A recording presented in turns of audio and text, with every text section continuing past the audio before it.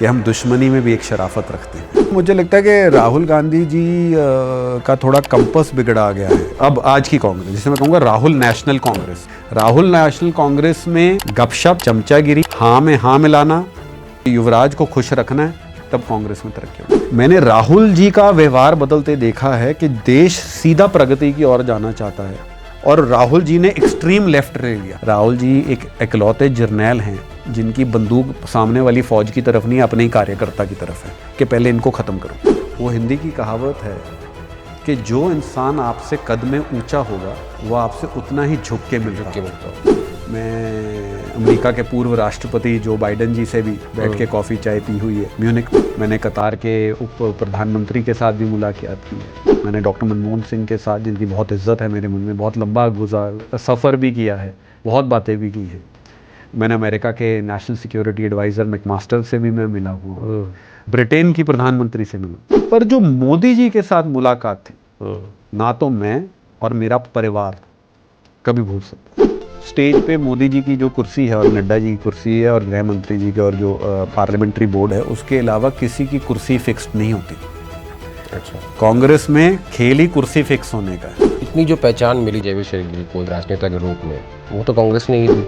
घोड़ा भी भूखा और घास भी सूखा। आपने एक बड़ा स्ट्रॉन्ग स्टेटमेंट दिया था जब किसानों और सिख कम्युनिटी को लेके कंगना रनौत ने कुछ कहा था। हमारे किसान, हमारे सिख भाइयों की पहचान और उनके अस्तित्व और उनके चरित्र पे थी, तो मुझे वो बात अच्छी नहीं लगी। कंगना जी से मुलाकात नहीं हुई और उनका मेरे से उनका कोई व्यक्तिगत लड़ाई नहीं। वो एक बहुत बड़ी अभिनेता हैं, उन्होंने नेशनल अवार्ड भी जीता है और मैं पर्सनली उनकी एक्टिंग का बहुत बड़ा फ़ैन हूँ। और कभी मुझे मिलेंगी, कौन सी फिल्म अच्छी लगती तो मुझे उनकी वो पिक्चर क्वीन बहुत अच्छी लगती है। पंजाबी में एक हमारे कहावत है कि झुको पर इतना भी ना झुको कि दस्तार सिर से गिरे। दिलजीत दोसांझ का मैं व्यक्तिगत तौर पे, मेरे मित्र भी हैं, मैं उनका मान, इज्जत, सम्मान इस बात पे करता हूँ। 2014 और 15 के दिलजीत दोसांझ और 2025 के दिलजीत दोसांझ के व्यवहार में, विनम्रता में, झुक के मिलने में, अपनापन दिखाने में रत्ती भर फर्क नहीं आया। आज पंजाब की पहचान है दिलजीत दोसांझ। आप में और दिलजीत में एक बात कॉमन है, बताऊं क्या? आप दोनों की दोस्त कंगना है। अगर सीख लेते हम भी चापलूसी का पैंतरा तो कई पदों से नवाजे जाते, पर ज़मीर बेच के ज़मींदार कहलाना हमें कबूल नहीं। कांग्रेस में पूरी लड़ाई रहेगी किस एमएलए, किस एमपी या किस पीए को फ़ोन करके उस रेडियस में ही आ जाए जहाँ रैली हो जाए और फोटो खिंच जाए। कांग्रेस की पूरी लड़ाई यहाँ शुरू हो जाती। अगर मैं झुक जाता तो मसला हल हो जाता, अगर मैं झुक जाता तो मसला हल हो जाता, पर अगर मैं झुक जाता तो मेरे किरदार का कत्ल हो जाता। नमस्कार, मैं हूं आदेश रावल। आज के हमारे मेहमान एक वकील हैं, ट्रेंड पायलट हैं, अमेरिका में भी कानून की पढ़ाई कर चुके हैं, अखबारों में लेख लिखते हैं, पंजाबी गाने सुनते हैं और कई प्लेटफॉर्म्स पे भारत को रिप्रेजेंट कर चुके हैं। उनका खासा इंटरेस्ट रहता है नेशनल सिक्योरिटी में और साथ साथ भारतीय जनता पार्टी के राष्ट्रीय प्रवक्ता भी हैं। और ख़ास मेहमान है जयवीर शेरगिल जी। सर, स्वागत है आपका। सत श्री अकाल जी, नमस्कार। समझ नहीं आ रहा कहाँ से शुरू करूँ, दिल्ली से, जलंधर से, अमेरिका से या किसी एयरपोर्ट से जहाँ से आप फ्लाई करते हो। मैंने कुछ दिन पहले आपकी एक फ़ोटो देखी जिसमें आपने ट्वीट किया, जलंधर के कोर्ट की फ़ोटो थी और शायद आपने लिखा था कि यहाँ से कहानी शुरू हुई थी। जी, क्या थी वो कहानी? आपने पूछा कि कहाँ से शुरू करूँ। देखिए, मैं कहने वाला था कि जिस सूबे में, जिस राज्य में हमारी रूह बसती है और जो हमारी रूह में सूबा है वो है पंजाब, जालंधर, वहाँ से ही कहानी शुरू कीजिए। और एक दिलचस्प आपको बात बताना चाहूँगा और आपके दर्शकों को कि जिस दिन मेरा जन्म हुआ तो उस दिन शहर में कर्फ्यू लगा हुआ था। मेरे फादर साहब मेरी मदर को, माता जी को अस्पताल लेके जब जा रहे थे तो आतंकवाद उस टाइम और जैसे कि हम पंजाबी में कहते हैं अत्तवाद चरम सीमा पे था। तो वहाँ उनको रोका, नाके लगे और वो पहुँच गए और अस्पताल पहुँचे तो लाइट चली गई। तो जिस दिन मेरा जन्म हुआ उस दिन कर्फ्यू था और बड़ी देर तक मेरा घर पे, जैसे निक नेम कह देते हैं, छोटा नाम, और जो लोग प्यार से मुझे कर्फ्यू सिंह बुलाते थे क्योंकि जिस दिन वो 83 में और एक कहानी जो तस्वीर से पहले आपने पूछा, आपने क्यों कहा कि जिनका राष्ट्रीय सुरक्षा में बहुत मेरी रुचि रहती है, तो ये नहीं कि कोई, क्योंकि इसमें एक मेरी परवरिश का और जिस हालात में पंजाब जालंधर वो जो काले दौर में हमारी परवरिश हुई, स्कूल जाना तो कई बार घोषित हो जाना घर चले जाइए, स्कूल जाना तो सारे स्कूल की दिन में लाइटें बंद कर देनी, स्कूल जाना तो कई बार दूर गोलियां चलने को सुनी, हम तो बच्चे थे, फिर कहा गया कि गाड़ियों पे हर कोई नंबर प्लेट पंजाबी में लिखाएगा, कई स्कूलों में बोल दिया कि आप इनकी पोशाक यूनिफॉर्म बदलो। तो मैंने एक बहुत छोटी उम्र से देखा है कि जब सुरक्षा किसी राज्य सूबे की जिस पे ढीली पड़ जाती है, वार हो जाता है या माहौल ख़राब हो जाता है और सुरक्षा मजबूत नहीं रहती, तो उसकी एक कीमत समाज को, राज्य को तो चुकानी पड़ती है, कई परिवारों को चुकानी पड़ती है। तो वहीं से कहीं ना कहीं जहन में रुचि पैदा हो गई, क्योंकि मैंने वो 83 से लेके, और कई हमारे रिश्तेदार भी आतंकवाद के हत्थे चढ़े, और फ़ोन बजता था तो डर लगता था कि कहाँ से बुरी खबर आ गई, और मैं काफ़ी होशो आवाज़ में था जब मैंने ये दौर देखा। तो वहाँ से राष्ट्रीय सुरक्षा को लेके, टेररिज्म को लेके, टेरर को लेके रुचि बन गई। आपने जो तस्वीर की बात की, मैं तीसरी पीढ़ी हूँ वकील का। अच्छा। पर वो कहते हैं ना, पीढ़ी दर पीढ़ी कारोबार चल रहा था, वैसी कहानी नहीं थी। मेरे दादाजी की बहुत यंग उम्र, जब मेरे पिता सिर्फ 18 वर्ष के थे तब मृत्यु हो गई थी एक एक्सीडेंट में। ओके।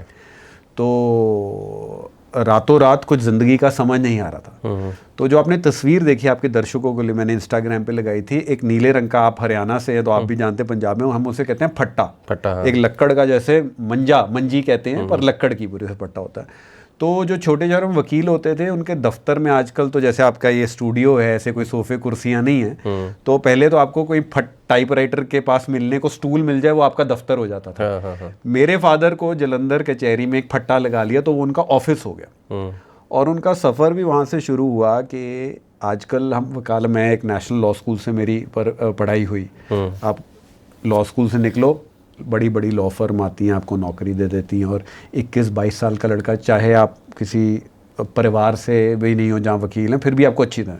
पर मेरे फादर ने जब वकालत शुरू की तो जो मंडियों में ये ट्रक खड़े होते हैं रात को, पार्किंग में जब नो एंट्री हो जाती है, या सब्जी मंडी में, या ट्रांसपोर्ट या इंडस्ट्रियल एरिया में, तो मेरे फादर रात को हर ट्रक पे दरवाज़ा खड़काते थे कि कोई चालान का केस हो तो मिल जाए। तो पंजाबी में कहावत है, घोड़ा भी भूखा और घास भी सूखा। ना ट्रक वाले का कोई केस ले रहा है, ना मेरे फादर को कोई केस दे रहा है, तो दोनों का मेल अच्छा हो गया। वहाँ से वकालत शुरू हुई और वहाँ से वो फट्टा लगा। तो हाल ही में मैं जलंधर, जहाँ मैं हफ्ते में ज़रूर, मेरी जड़ें हैं, जैसे कि मेरी रूह बस्ती है, हमारा घर भी है, वहाँ गया, और मैं उस दफ्तर पे गया तो मेरे पिता का संघर्ष और जहाँ से सफ़र शुरू हुआ उस बात का एहसास भी हुआ।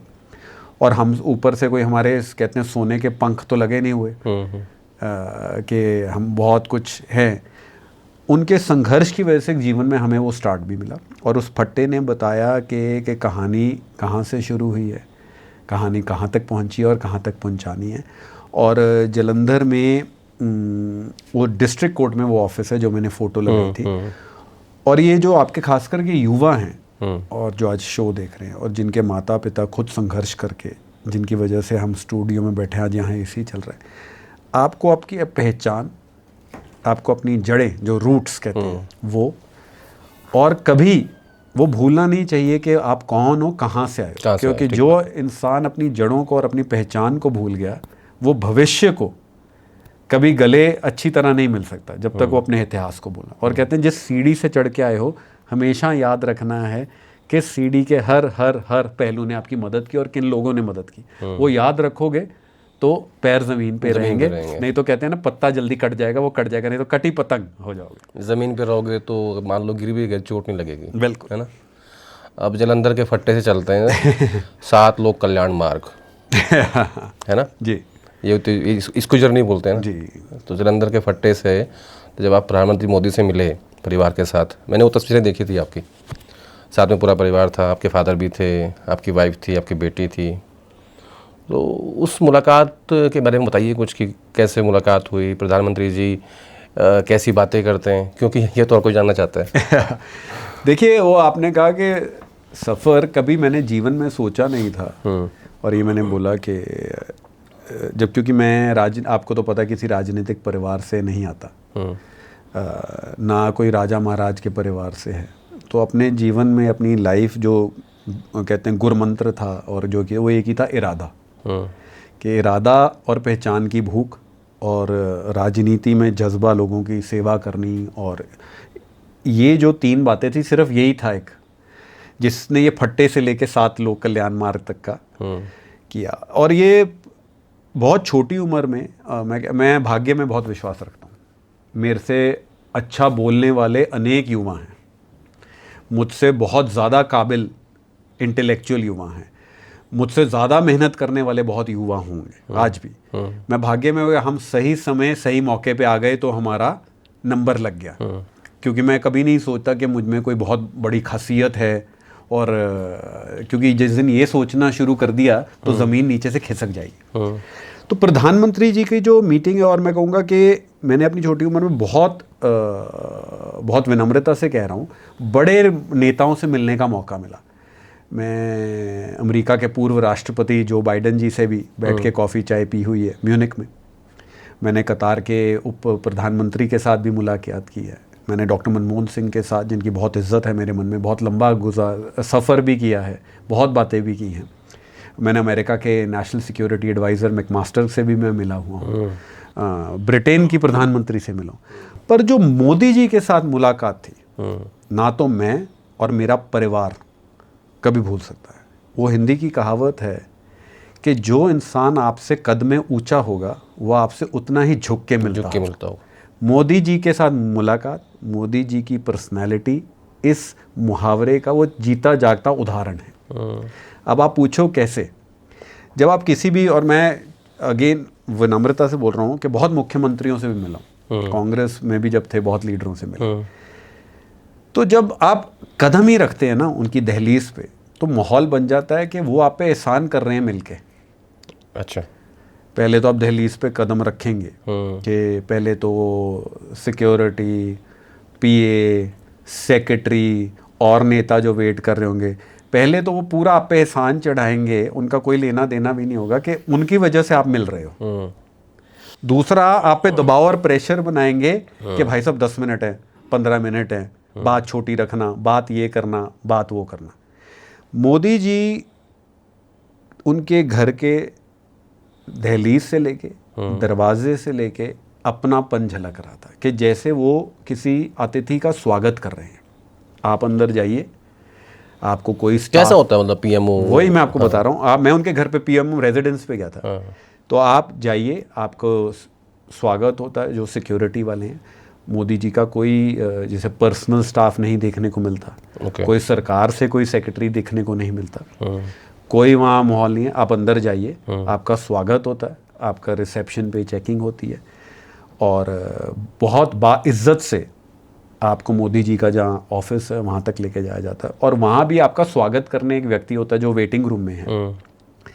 तो वहाँ आपको कोई, मुझे तो हैरानी हो गई कि मुझे कहा कि शायद आज मैं गलत टाइम पे तो नहीं आ गया, कोई है ही नहीं वहाँ, इतनी शांति, खाली पड़े, पूरा बिल्कुल खाली, चहल पहल नहीं, कोई शांति नहीं। मेरा वक्त था 12:30 का मोदी जी से मिलने का, और 12:35 पे एक व्यक्ति अंदर आता है कि मोदी साहब 10 मिनट लेट चल रहे हैं, आप प्लीज़ इंतज़ार कीजिए। अब देश के प्रधानमंत्री को मिलने जाना, उनके स्टाफ की भी देखिए विनम्रता है कि हम कौन, एक प्यादे देश के प्रधानमंत्री, और वो 5 मिनट भी लेट हो गए और उनका संदेश आ गया कि कृपया वेट कीजिए, मोदी जी 5 मिनट लेट चल रहे हैं।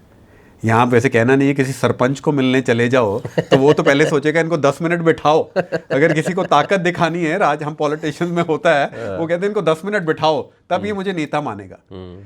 तो मोदी जी के साथ अंदर जब मिलने गए, फिर कॉरिडोर में कोई व्यक्ति नहीं, पूरा खाली, पूरा खाली। एक वो जो उनके सिक्योरिटी के कर्मचारी एसपीजी वाले होते हैं, तो पूरा जो वातावरण, मोदी जी से अंदर मिले, पूरे 40 मिनट मोदी जी ने दिए। 40 मिनट टाइम था आपका?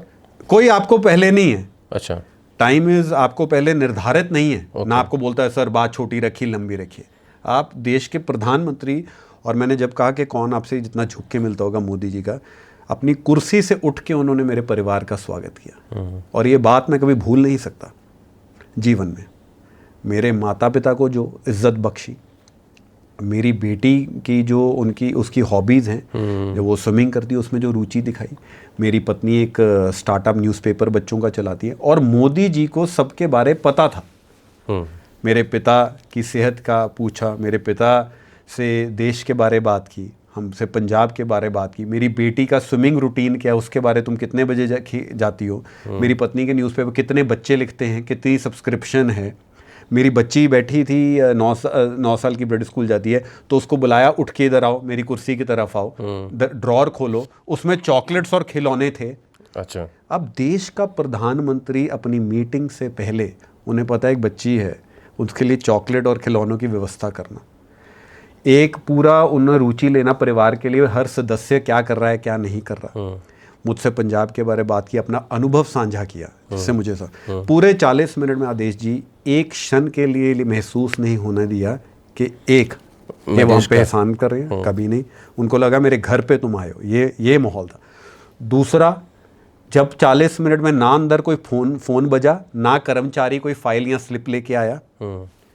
आपको पता है कई दफ्तरों में लोग आते हैं फाइल और पर्ची लेके कि भैया लेट हो गए हैं, चलो चलो चलो, वो नहीं था। तीसरा, पंजाब के बारे चर्चा की। चौथा, अपना अनुभव सोचे। बहुत आपके दर्शकों को पता, मोदी जी ने पंजाब में एक बहुत लंबा समय गुजारा है। जब पंजाब के वो संघ में इंचार्ज रहे, प्रचारक के रूप रहे, अपने कपड़े खुद धोते थे, हर ज़िले में वो खुद घूमे हैं, 80% देश के ज़िलों में उन्होंने 2-2 रात गुजारी हैं। तो आज भी मोदी जी को कहते हैं ना, टेंट और कुर्सी का भाव पता है कि अगर आज भी रैली करनी हो, मोदी जी का इतनी अलर्टनेस और अवेयरनेस है।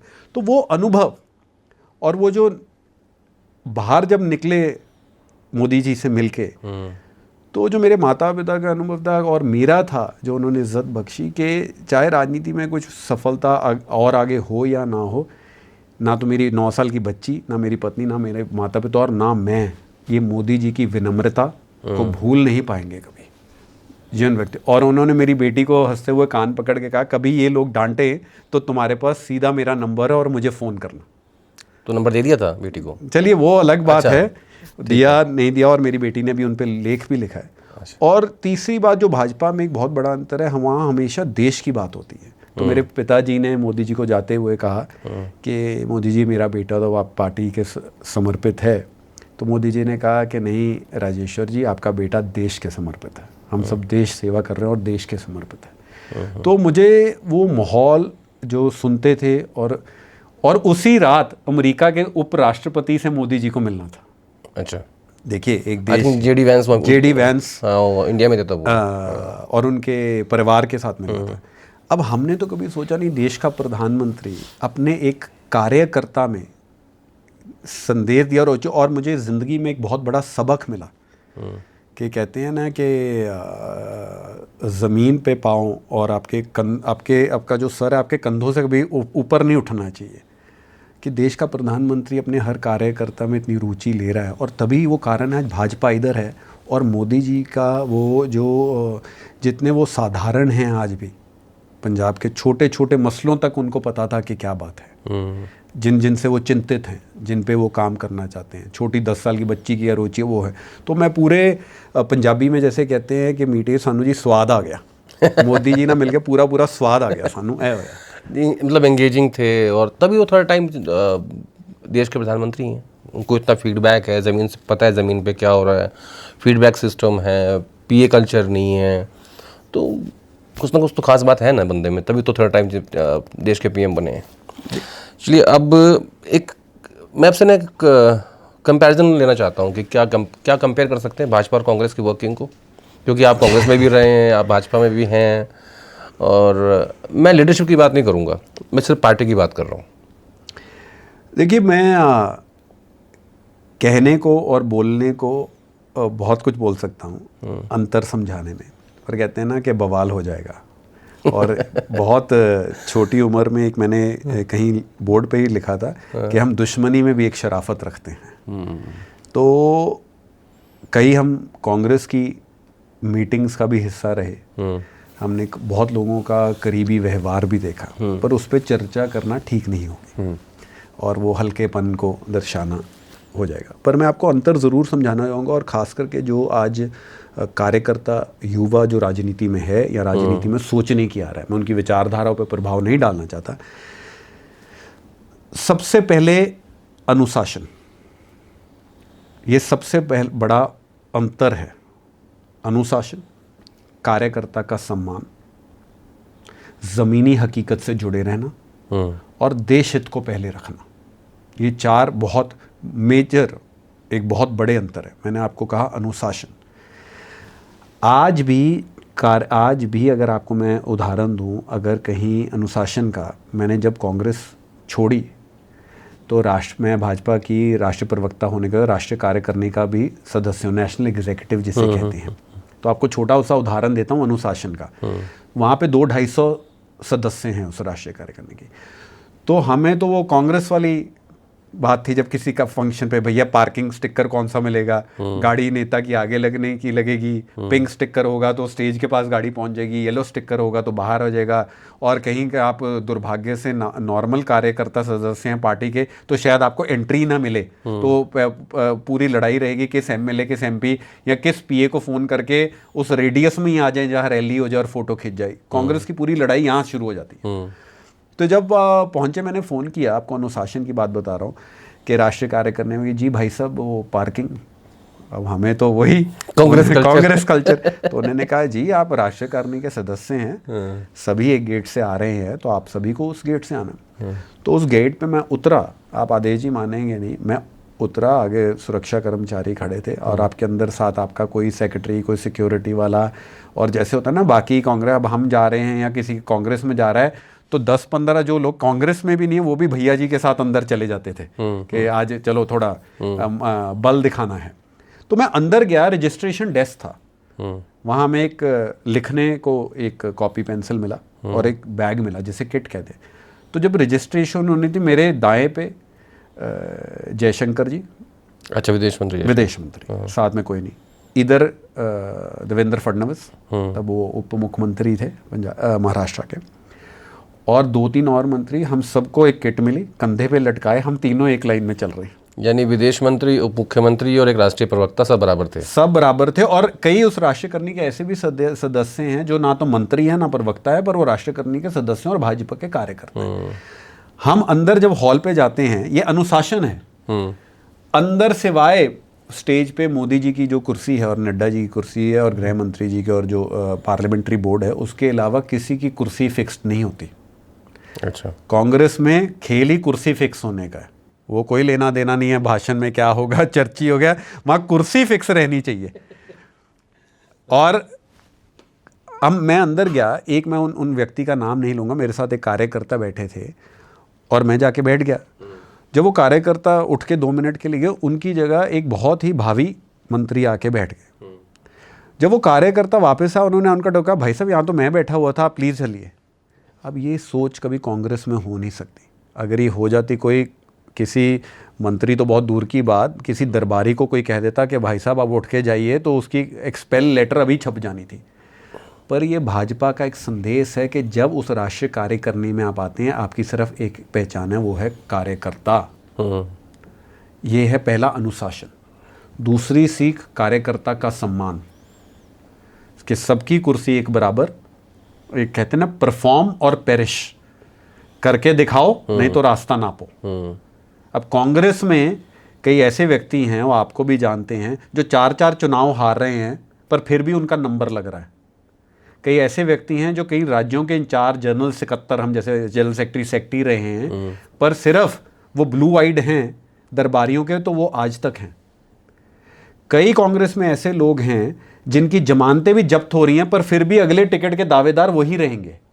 और कई ऐसे 2024 में भी कई लोगों ने चुनाव लड़े हैं को जो सिर्फ किसी के नज़दीकी ऊपर पीए के थे और उनको टिकट मिल गई, और जो जीवन भर संघर्ष करते रहते वो बाहर टकटकी लगाई बैठे रहे।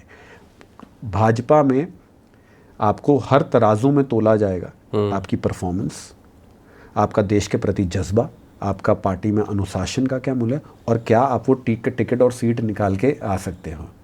ठीक है, मैं हमेशा कहता हूँ कांग्रेस एक क्लब है, जब गपशप मारी, नज़दीक हुए। अब आज की कांग्रेस, जिसे मैं कहूँगा Rahul national Congress, Indian national Congress नहीं, राहुल नेशनल कांग्रेस और बीजेपी में ये बहुत बड़ा अंतर है।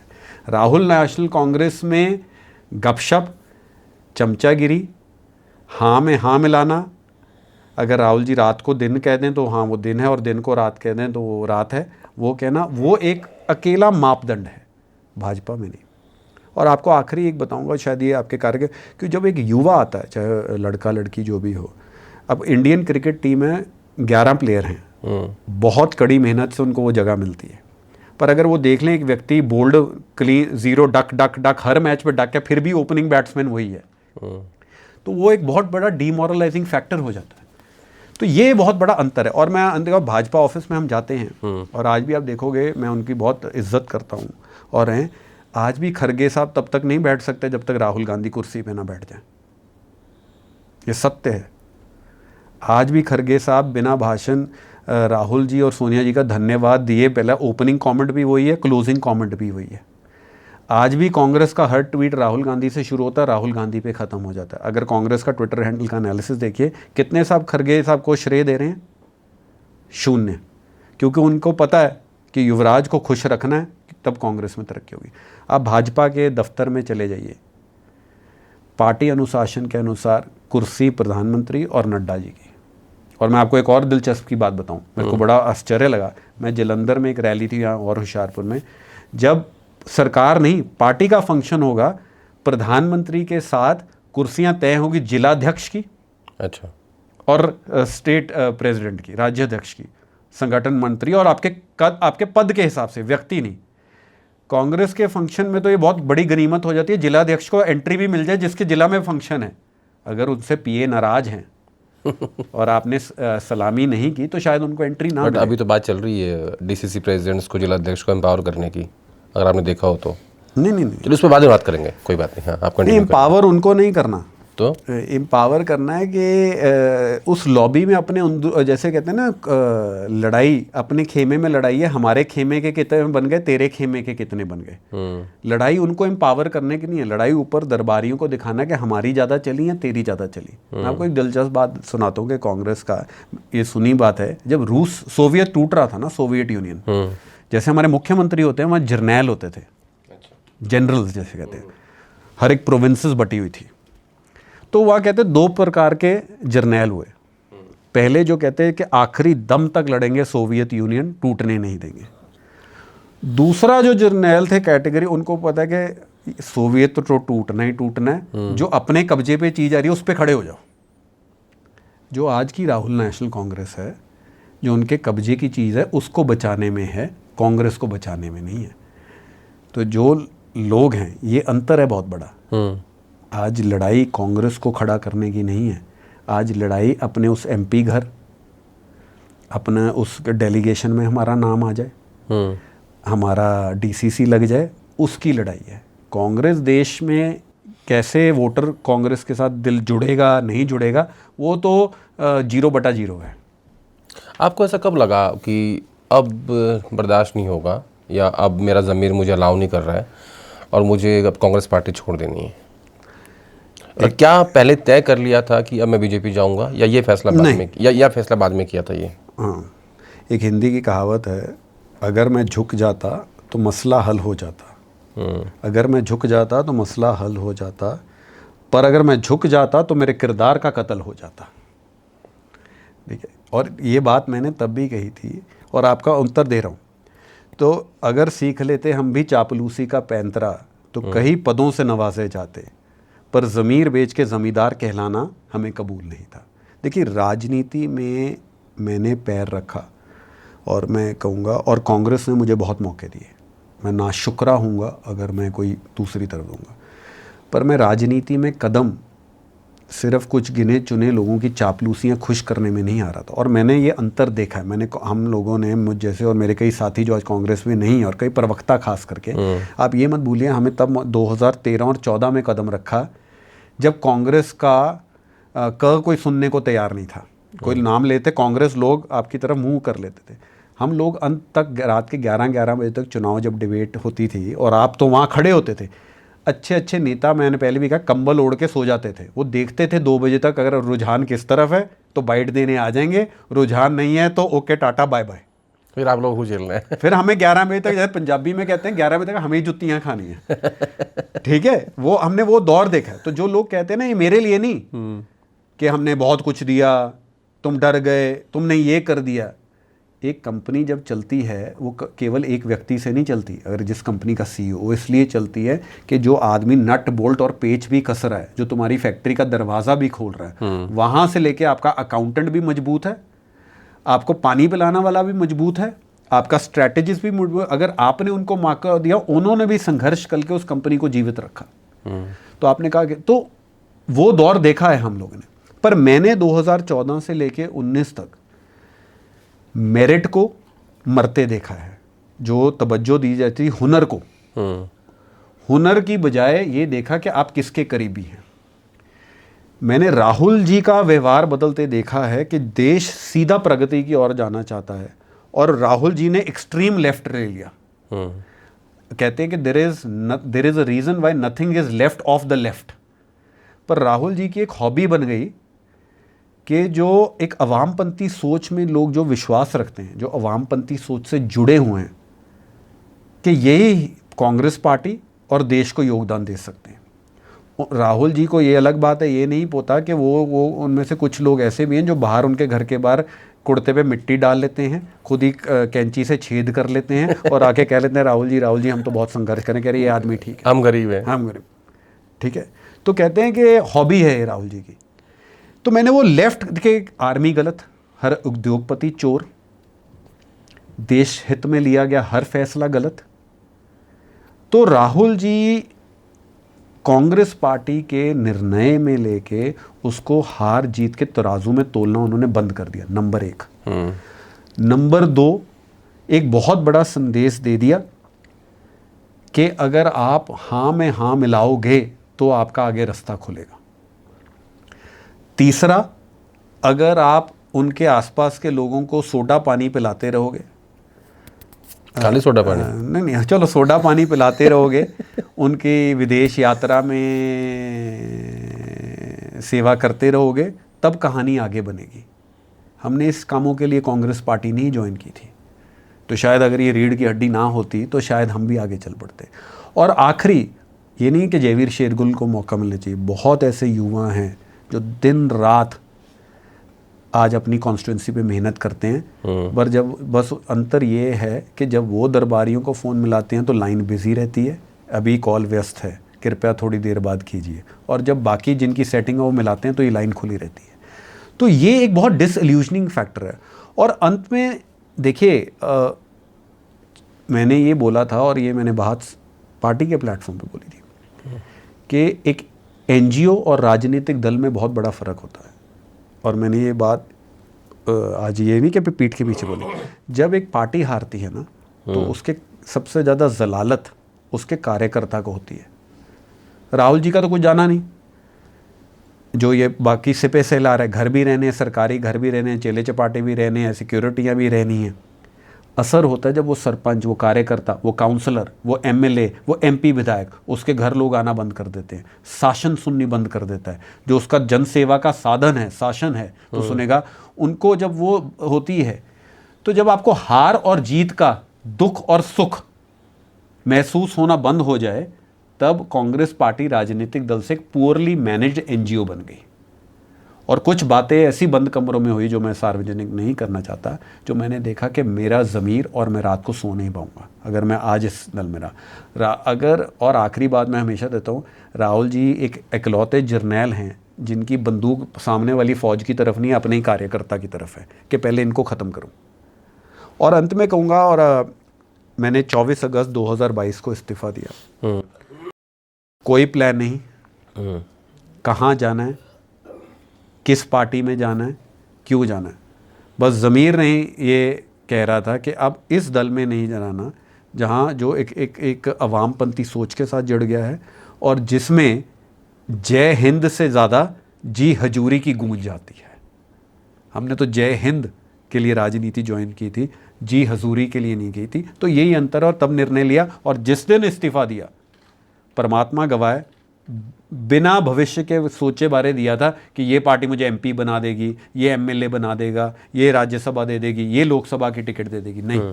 बल्कि पंजाब चुनाव खत्म होने के बाद मैंने ज्वाइन की है भारतीय जनता पार्टी, क्योंकि वो उसमें वाकई ही देश पहले, फिर पार्टी, फिर व्यक्ति। कांग्रेस में पहले पीए, फिर उसका नेता, फिर पार्टी, फिर देश का नंबर आता है, ये अंतर है। इतनी जो पहचान मिली जयवीर शेरगिल को एक राजनेता के रूप में, वो तो कांग्रेस ने ही दी। तो इसके लिए आप कभी सोचते हैं कि भाई मैं इनका एहसान मानता हूँ इस बात का कि जो मुझे पहचान मिली, जो एज ए प्रवक्ता 2013-14 से लेके और 2022 तक, जब तक आपने पार्टी नहीं छोड़ी, तो उसमें कुछ कंट्रीब्यूट किया कांग्रेस पार्टी ने आपके लिए? नहीं, देखिए, जो मंच है, अगर मैं अपना इतिहास नहीं मिटा सकता, जो मंच, अब मैंने आपको क्रिकेट का उदाहरण दिया, अब बीसीसीआई मौका प्लेयर्स को देती है खेलने का, रणजी में खेलने का मौका देती है। वो प्लेयर ना, तो देखिए बीसीसीआई कहते हैं कि you have to be at the right place at the right time. अगर प्लेयर कह दे कि मैं बीसीसीआई का शुक्रगुजार नहीं हूँ, बीसीसीआई को भी अच्छे खिलाड़ी चाहिए, खिलाड़ियों को बीसीसीआई चाहिए। मैंने आपको अपनी शुरुआत में कहा कि मैं अगर ये कह दूं कि मेरी कांग्रेस का जो सफ़र है कि मैं अपना नाशुक्रा हो जाऊं, तो मेरे किरदार पे प्रश्न उठ जाएगा। कांग्रेस पार्टी ने प्लेटफॉर्म दिया जनसेवा से देने, पर प्रश्न तब उठा कि जब वो प्लेटफॉर्म खुद डगमगा गया। जिस विचारधारा से अगर आज मैं अपना राजनीतिक जीवन शुरू कर लेता, और आज जो कांग्रेस के पोस्टर बॉयज़ हैं, कोई देश तोड़ो गैंग, कोई ये झूठे जो बाहर कुर्ते पे मिट्टी डाल के अंदर चले जाते हैं वो वाला गैंग, जो जर्नैल जो अपनी दुकान चलाने वाले गैंग, तो मैं कांग्रेस पार्टी नहीं ज्वाइन करता। भारतीय जनता पार्टी ज्वाइन की नरेंद्र मोदी जी की जो शिद्दत और सरफरोशी से जनसेवा और देश सेवा में उनका जज्बा है, उसकी वजह से भारतीय जनता पार्टी ज्वाइन की।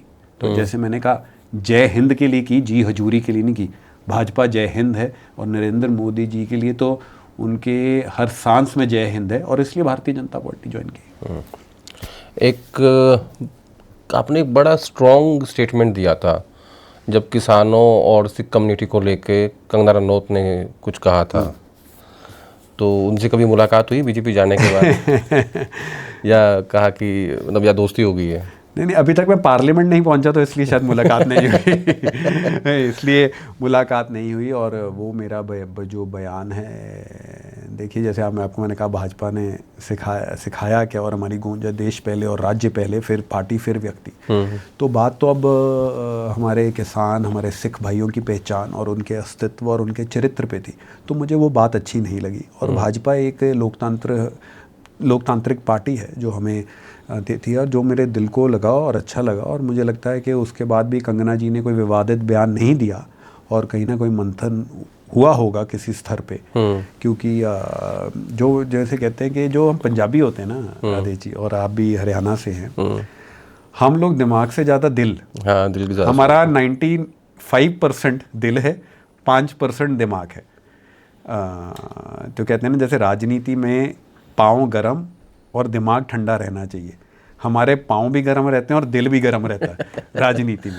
तो मुझे वो लगा कि एक अपने किसान, अपने सिख समाज के लिए ये अगर आज मैंने पक्ष नहीं रखा और आवाज़ नहीं उठाई, तो फिर मामला ठीक नहीं रहेगा, नींद नहीं आएगी। तो नींद नहीं आएगी कि सो नहीं पाऊंगा, क्योंकि हमारी तो जड़ें वो हैं।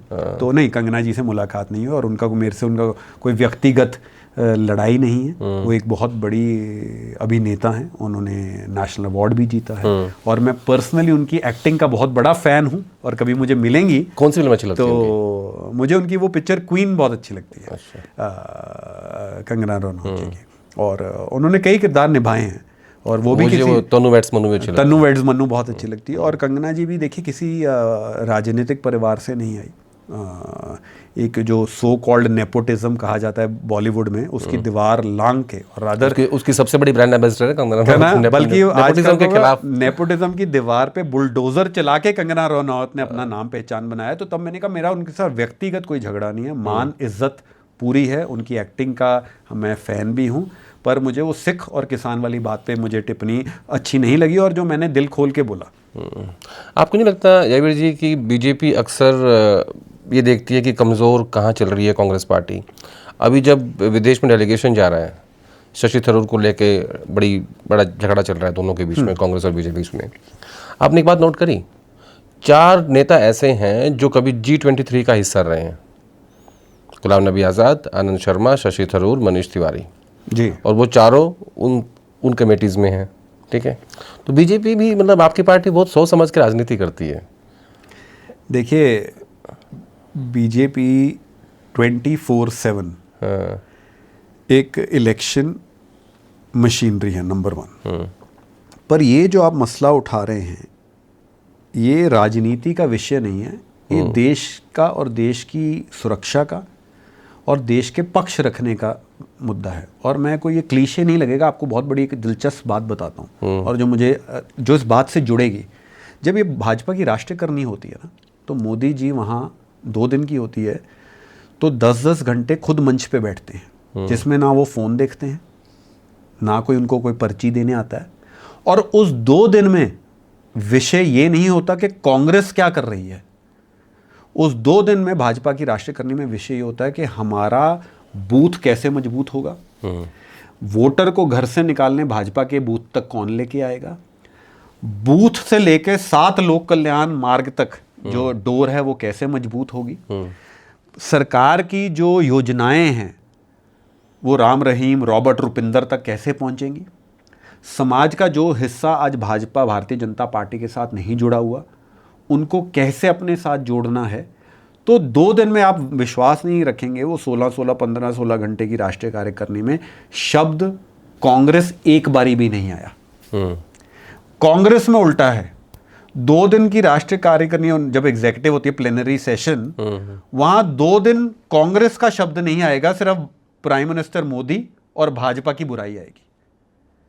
कांग्रेस में जब ताड़ियां, जब ये अगर राहुल जी को खुश रखना है तो आरएसएस को गाली, मोदी जी को गाली, ये अहम फोकस है। भाजपा की जब राष्ट्रीय कार्य करनी है कि भाजपा के कार्यकर्ता बूथ वोटर को कैसे जड़ना और सरकार की जो योजनाएं हैं सबका साथ सबका विकास करनी, वो घर घर कैसे पहुंचे, ये तवज्जो है।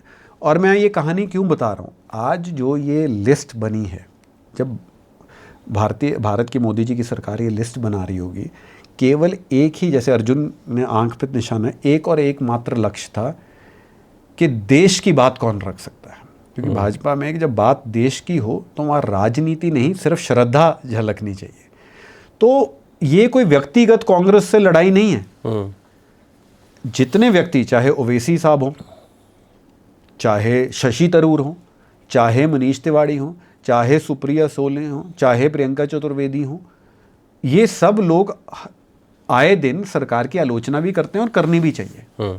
पर भाजपा के सरकार, मोदी सरकार के गणित में डोमेस्टिक पॉलिटिक्स, जब देश की बात, हित रखने की बात है, वो मायने नहीं रखती।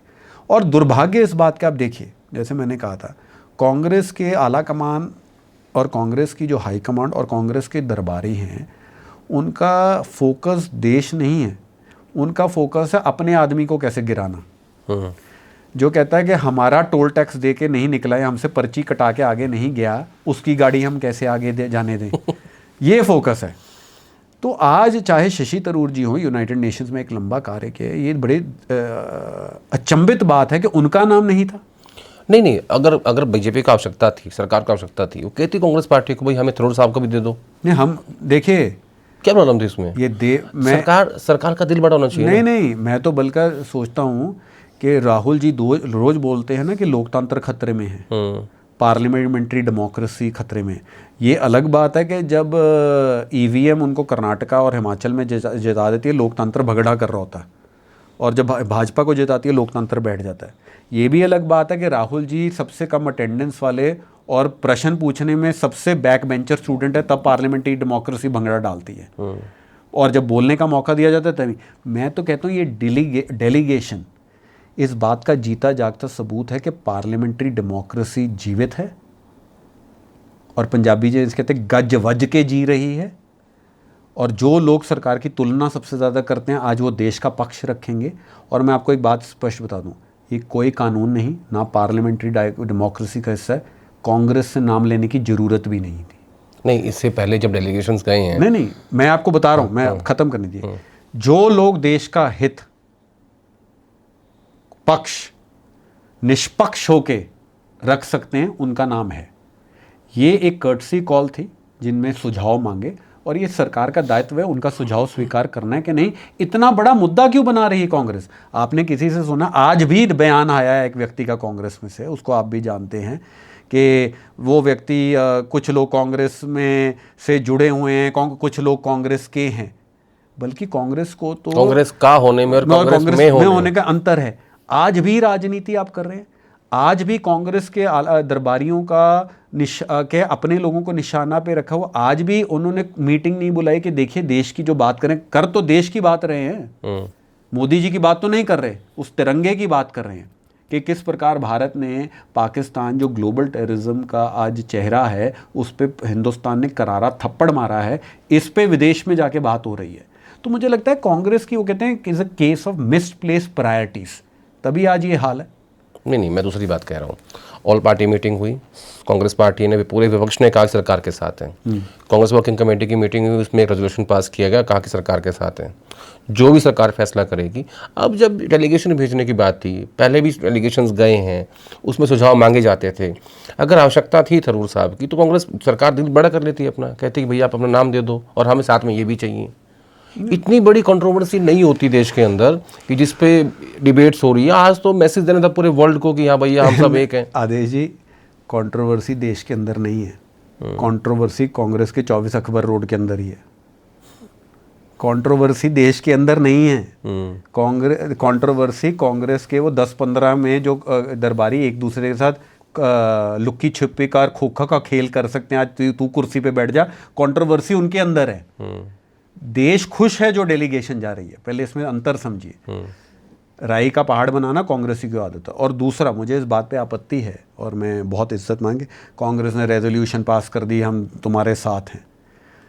क्या वो ट्वीट भूल गए जो डिलीट हुआ था, जिसमें प्रधानमंत्री का पोशाक दिखा के गायब, जब हमारे आतंकी हमला हो रहा था पहलगाम की, जो अभी लोगों की चिता भी ठंडी नहीं हुई थी और सरकार पे तंज कसने शुरू कर दिए थे। क्या जीजा जी का वो बयान भूल गए, कांग्रेस के जीजा जी का, कि हिंदुत्व जिम्मेदार है?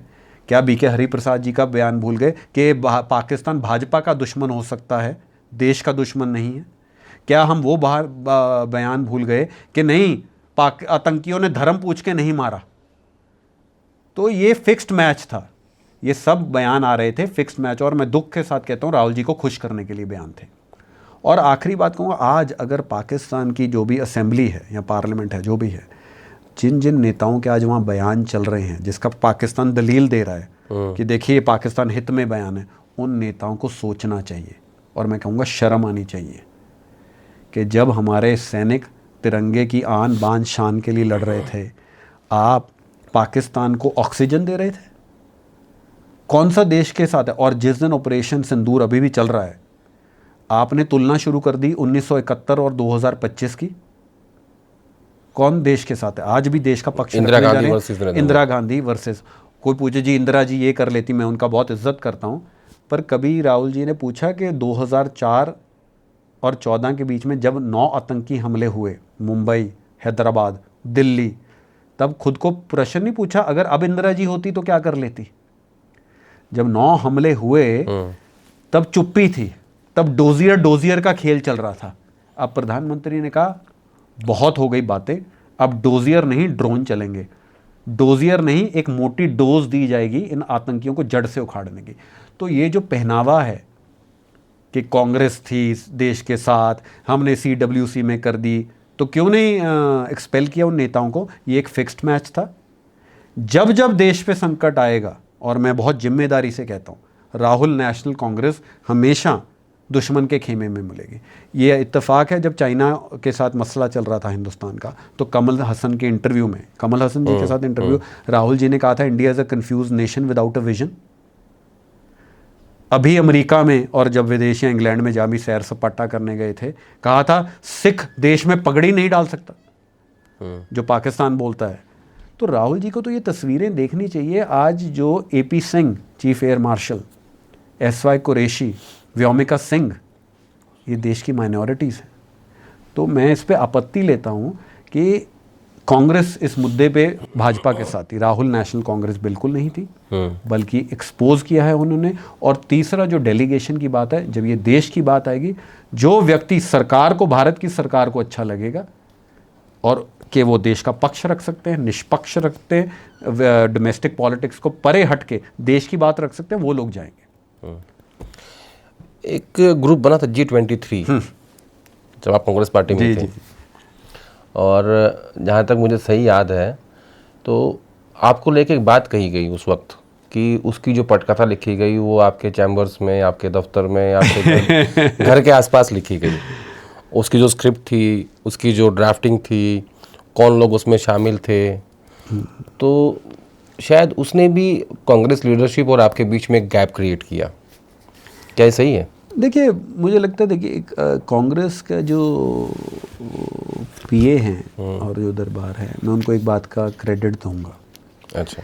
जब वो किसी को निपटाने की सोच लेते हैं ना, तब उनका जो शातिर दिमाग है बहुत तेज़ चलता है।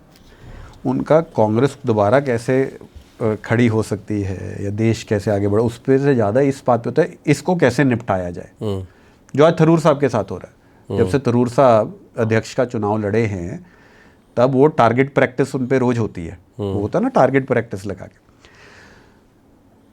तो जिस व्यक्ति की 3 क्वालिफिकेशंस हैं, वो राहुल नेशनल कांग्रेस का हिस्सा नहीं हो सकता। पहली, देश हित में सोचना, दूसरा, देश हित में बोलना, तीसरा, रीढ़ की हड्डी होना। अगर आपकी ये 3 आप में खूबियां हैं या आपके कैरेक्टर या चरित्र में है, तो आप राहुल नेशनल कांग्रेस का हिस्सा नहीं हो सकते। पहली बात। तो निपटाने की बात हमें पहले ही मुझे हो चुकी होगी। ये तो बहाने हैं G23। अगर कपिल सिब्बल या कोई भी नेता हैं जो भी G23 का हिस्सा थे, कोई 500 करोड़ साल का कमा रहा है, कोई देश का सबसे बड़ा वकील है, कोई यूनाइटेड नेशंस में बोल चुका है, उनको जयवीर शेरगिल की जरूरत पड़ेगी चिट्ठी बनाने की? ये बातें, ये बहाने होते हैं। हाँ, क्योंकि हमने, कहते हैं ना पंजाबी में एक हमारे कहावत है कि झुको पर इतना भी ना झुको कि दस्तार सिर से गिर जाए। हमने झुकना बंद कर दिया, हमने हाँ में हाँ मिलानी बंद कर दी थी, और हमने देश हित की बात, मैं आपको उदाहरण देता हूँ।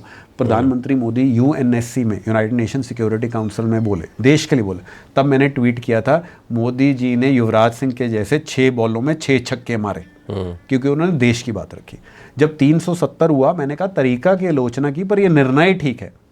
हम सब लोग, मेरे और मेरे कई साथी, तब से टारगेट पे आ गए थे दरबारियों के कि इनको निपटाना है, क्योंकि ये देश की बात बोलने लग पड़े हैं। साथी कौन कौन थे? नहीं, साथी कई, देखिए, कई आपके भी मित्र थे और हैं तो आ गए हैं। तो मैंने आपको कहा, आप अपनी आपका तजुर्बा और आपका एनालिसिस मुझसे बहुत स्ट्रांग है। आप ये देखिए, समानता जो कांग्रेस पार्टी छोड़ के गया, उनमें ये 3 कॉमनैलिटीज़ हैं, देश हित में बोलना, सोचना और रीढ़ की हड्डी। ये है। आप एक नाम बता दीजिए जिसमें नहीं है।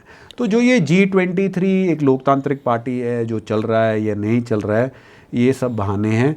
जिसने सर थोड़ा सा ऊपर कर लिया देश हित में, उसका पत्ता आउट। एक सवाल पंजाब के, क्योंकि आप पंजाबी गाने बहुत सुनते हो ना? बिल्कुल बिल्कुल। असि तो की कहते कि मैं आपको बताता हूँ कि दिलेर मेहंदी से लेके बोलो तारा रा से लेके दिलजीत दोसांझ, वाइब तेरी मेरी मिलती है, ये हमारा तो सुना है। बिंद्रखिया सुने? सुरजीत बिंद्रखिया पूरा सुना है। तू नहीं बोलती रे कहंदी तू बोलती, तेरे च तेरा यार बोलता। हाँ। तो दिलजीत दोसांझ आपके घर भी आए थे, आपके दोस्त हैं वो? जी।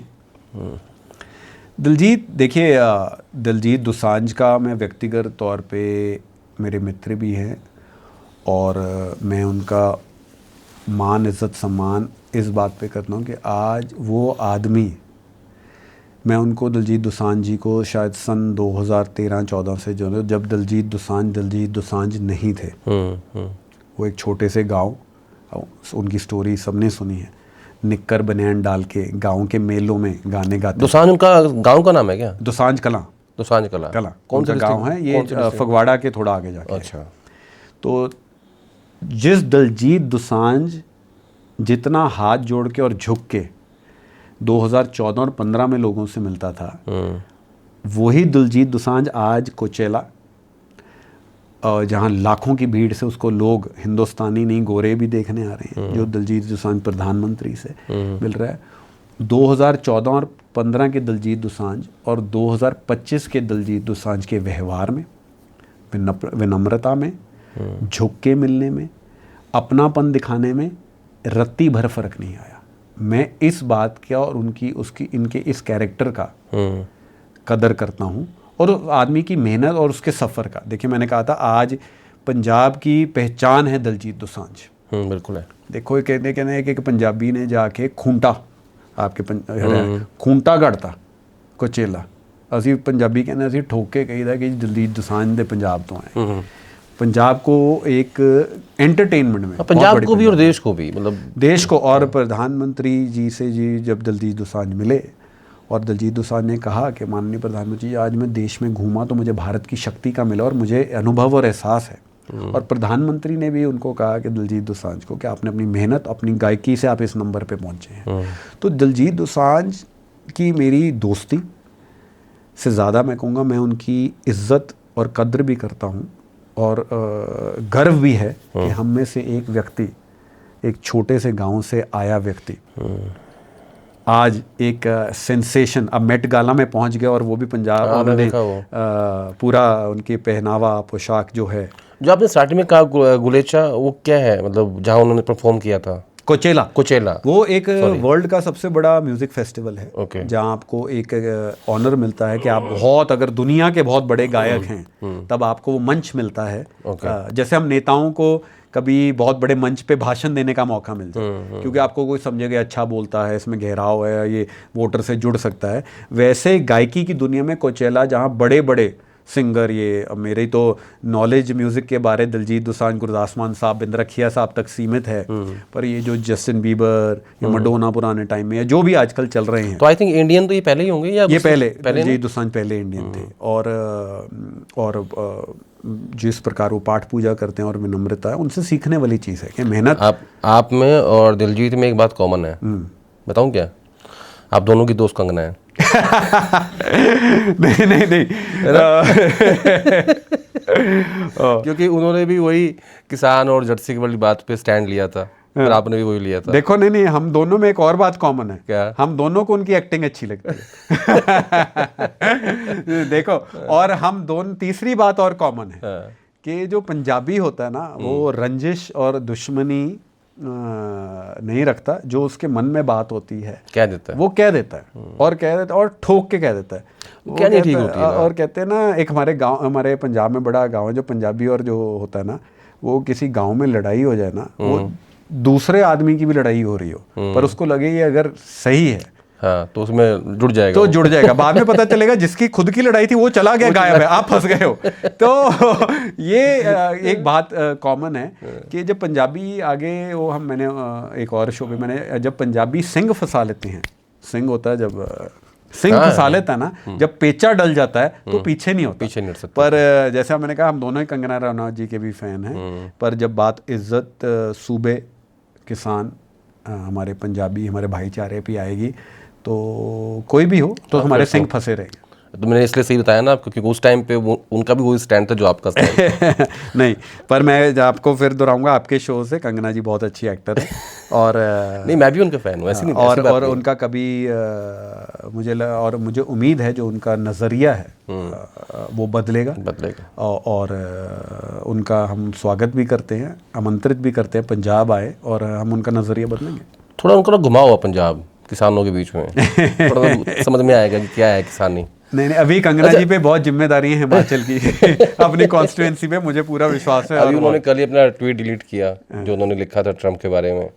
नड्डा जी ने उनको फ़ोन किया, कहा कि इसको डिलीट कर दीजिए। अच्छा, उन्होंने भी डिलीट तो कर दिया, साथ में स्क्रीनशॉट भी लिया, कहा कि मुझे नड्डा जी ने क्या डिलीट करने के लिए। देखिए, वो पार्टी और कंगना जी के बीच का और अनुशासन का मसला है। मैंने अभी आपको पंजाबी वाली बात है, लड़ाई कहीं तीसरे घर है, मैं बीच में भी जाके फंस जाऊं। मैं क्रॉस फायर में नहीं फंसना चाहता आदेश जी। मैं नहीं कह रहा अपने सिंह फंसा मैं तो सिर्फ बता रहा हूँ आपको। जैसे मैंने स्टार्टिंग में कहा था कि आप ट्रेन पायलट भी हैं, तो आजकल आप फ्लाई कर रहे हैं या आपके पास कमर्शियल लाइसेंस है या अब आजकल फ्लाई नहीं कर रहे, मतलब क्या स्थिति है इस? मेरे पास प्राइवेट पायलट लाइसेंस है। ओके। प्राइवेट पायलट लाइसेंस और कमर्शियल लाइसेंस में होता है कि हम कमर्शियल एयरलाइन, जो लोग टिकट दे के जहाज़ जब वो जहाज़ नहीं उड़ा सकते, कमर्शियल पायलट बनने के लिए आपको मिनिमम 300 घंटे उसका पेपर होता है, उसकी ट्रेनिंग अलग है। प्राइवेट पायलट लाइसेंस अगर आपको लेना है तो आपको 60 घंटे मिनिमम जहाज़ उड़ाने फ्लाई करने की। फिर एक दिलचस्प बात है, आज हमारे पास ड्राइवर लाइसेंस आ जाता है तो हम कोई भी गाड़ी चला सकते हैं, चाहे स्कॉर्पियो, थार हो, और फिर स्कूटर का, अगर टू व्हीलर का है तो हम स्कूटी भी चला सकते हैं इनफील्ड। फ्लाइंग में नहीं है, आपने जो जहाज़ उड़ाना है आपको उसका स्पेसिफिक लाइसेंस लेना पड़ता है। अच्छा। जैसे आपने बोइंग ए मॉडल 737, आप कौन सा उड़ाते चला, मैं सेस्ना 172, वो पंखे वाला जहाज़ अगर साधारण लैंग्वेज में बोलूँ, और जिसमें 4 लोग बैठ सकते हैं, मैं वो उड़ाता हूँ। और अब इतना वक्त नहीं मिलता, पर साल में 1-2 बारी फ्लाइंग ज़रूर करता हूँ। कहाँ पे करते हो? देखिए, मैंने जो शुरुआत की आपको बताऊँगा, मेरे पास स्टूडेंट पायलट लाइसेंस था। मैंने पहला जहाज़ अकेले पटियाला में, पटियाला फ्लाइंग क्लब, सुबह 4 बजे उठ के हम जाते थे फ्लाइंग करने। फ्लाइंग करने का मज़ा सबसे ज़्यादा सुबह सुबह होता है। अच्छा। पटियाला से मैंने सीखनी शुरू की फ्लाइंग। फिर अमेरिका, जब मैं Berkeley, university of California Berkeley में लाइसेंस लिया, वहाँ से भी मैंने लाइसेंस लिया। तो कभी विदेश जाने का मौका मिले या यहाँ, तब फ्लाइंग कर लेते हैं। और एक फ्लाइंग से आपकी अवेयरनेस स्किल्स, आपको जहाज़ भी उड़ाना है, आपको नीचे कंट्रोल टावर से भी बात करनी है, आपके जहाज़ के इंस्ट्रूमेंट, तापमान तो नहीं बढ़ रहा, स्पीड ठीक है, आपको आसपास भी देखना है। और जहाज़ उड़ाना राजनीति में भी आपको बहुत अच्छा लेसन सिखा देता है, सबक सिखा देता है। वो कैसे जुड़ा हुआ है? कि देखिए, राजनीति भी सांप सीढ़ी है। 99 पे अगर ध्यान नहीं दोगे, सीधा 0 पे आ जाओगे। ठीक है। और राजनीति में हमेशा, जहाज़ में हमेशा टर्बुलेंस, हवा ख़राब, जब मौसम खराब हो जाता है, कुर्सी की पेटियां बांध लीजिए वो है ना। तो पायलट को सतर्क रह के एक बुरे मौसम से, जल्दबाजी नहीं, ठंडे दिमाग से अनुमान लगाते हो जहाज को सुरक्षित तरीके से जमीन पे वापस लेके आना है। राजनीति में भी वो सिखा देता है कि कुर्सी की पेटी बांधने का मौसम आना, ये सांप सीढ़ी का खेल है, हर समय एक बराबर नहीं रहना। इसमें मोटी चमड़ी भी होनी चाहिए, मौसम को भापने का तरीका भी होना चाहिए, कौन सा दूसरा जहाज़ आप में क्रैश करने को तैयार है उसका भी होना चाहिए, कौन सा कंट्रोल टावर आपको जानबूझ के गलत दिशा में भेज देगा उसका भी अनुभव होना चाहिए। और जब ये सब मौसम खराब हो जाए, सुरक्षित तरीके से किस प्रकार लैंड करना है वो भी होना चाहिए। जैसे डिबेट में हम जाते हैं, कई प्रवक्ता अपना आपा खो के भूल जाते हैं मर्यादा को, लक्ष्मण रेखा को, वो एंकर से ही भिड़ जाते हैं, तू माँ, जैसे पंजाबी में कहते हैं, माँ पे करनी शुरू कर देते हैं। पर फ्लाइंग आपको सिखाती है कि मौसम ख़राब भी हो, सब्र रखना है, और अपना लक्ष्य नहीं भूलना कि ख़राब मौसम से भी अपने आप को, अपने पैसेंजरों को वापस लेके आना। 2 पायलट बीजेपी में हैं और 2 पायलट कांग्रेस पार्टी में हैं। बहुत कम पायलट है राजनीति में। जी। आपकी पार्टी में आप हैं और राजीव प्रताप रूड़ी हैं। जी। वो तो कमर्शियल फ्लाई भी करते हैं। जी। और कांग्रेस में सचिन पायलट हैं। हाँ। उनका नाम सिर्फ पायलट नहीं कि फादर से आ गया, वो सही में पायलट है। मैं जानता हूँ। हाँ, नहीं, आप तो जानते हैं, दर्शकों को नहीं पता ये बात। और राहुल गांधी भी पायलट हैं। जी। 4 पायलट हैं इस टाइम 2 राष्ट्रीय पार्टियों में।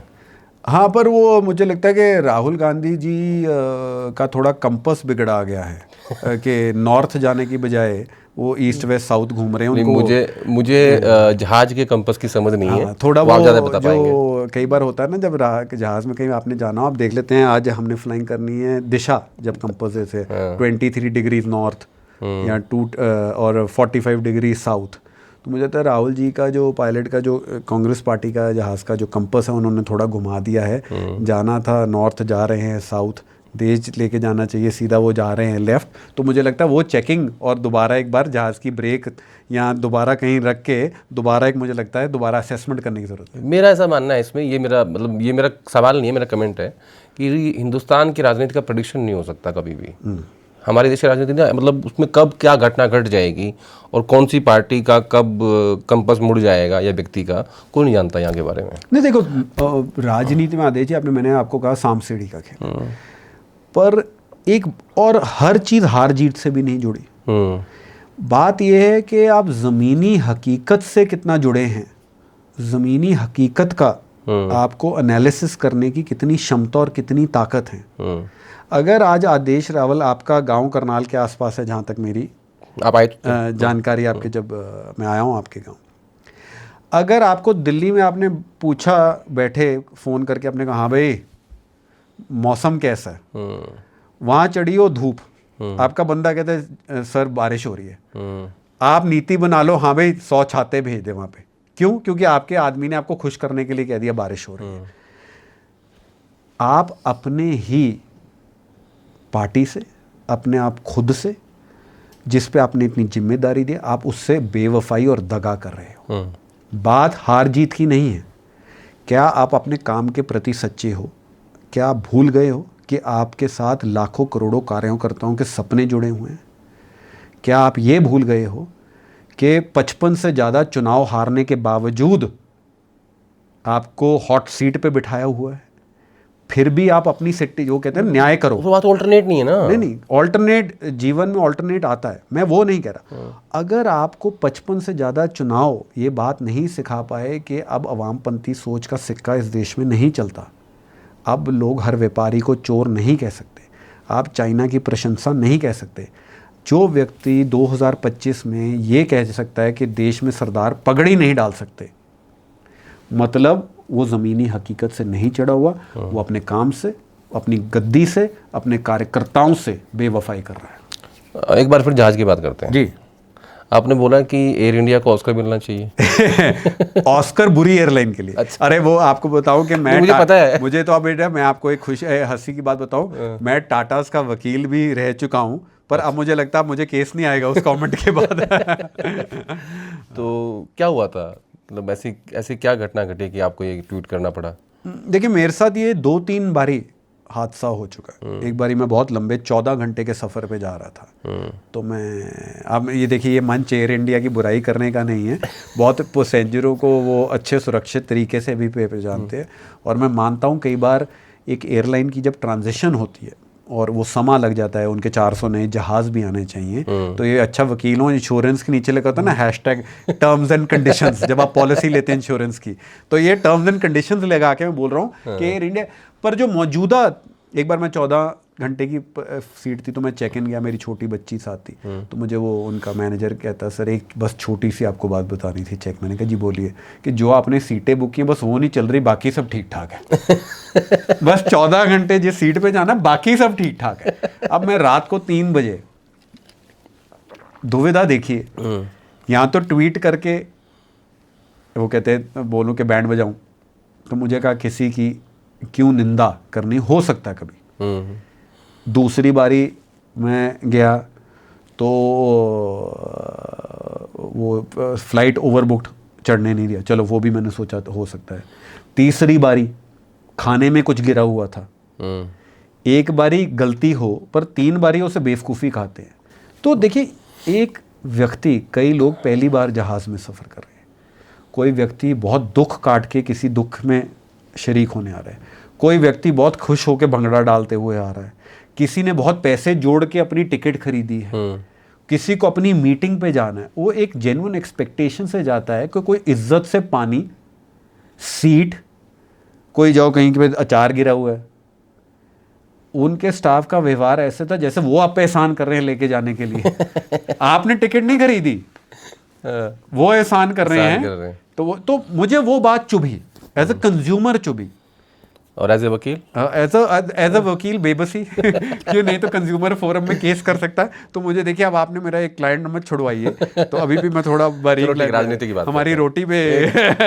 एक आखिरी सवाल, पंजाब ले चलते हैं आपको वापस। विधानसभा चुनाव आ रहा है, क्या चुनाव लड़ने की इच्छा है आपकी? देखिए, चुनाव एक झूठ होगा कहना कि अगर आप राजनीति में आए हैं, अगर आपको सही मायने में जनसेवा, सूबे की सेवा और राज्य की सेवा करनी है, मैं मानता हूँ चाहे आप काउंसलर, विधायक या मेंबर पार्लियामेंट हो, इन तीनों हाउस में, जैसे काउंसलर, असेंबली और पार्लियामेंट में, जो बैठ के आपको एम्पावर या सशक्त करते हैं जन सेवा करने के लिए, उसका कोई मुकाबला नहीं है। तो अगर कोई व्यक्ति से पूछिए कि चुनाव लड़ना चाहते हो कि नहीं, देख लेंगे, वो झूठ बोल रहे हैं। निजी तौर पे बिल्कुल मैं लड़ाऊँ। पर दूसरी बात, एक बहुत बड़ा अंतर है और भाजपा के अंदर आके ये महसूस होता है। मुझ जैसे कई हज़ारों लाखों कार्यकर्ता आज सिर्फ एक लक्ष्य के साथ चल रहे हैं कि मोदी जी के साथ कर्तव्य पथ पे कंधे से कंधा मिला के चलना है, कि विकसित भारत का जो सपना है, उस विकसित भारत और विकसित पंजाब का सपना, उसे बुनना है, जो सपना किसी निजी कद पद से बहुत ऊपर है। और मैं आपको ये बताऊं, भाजपा की किताब में टिकट इससे नहीं मिलती कि आप किसके करीब हो किसके करीब नहीं हो।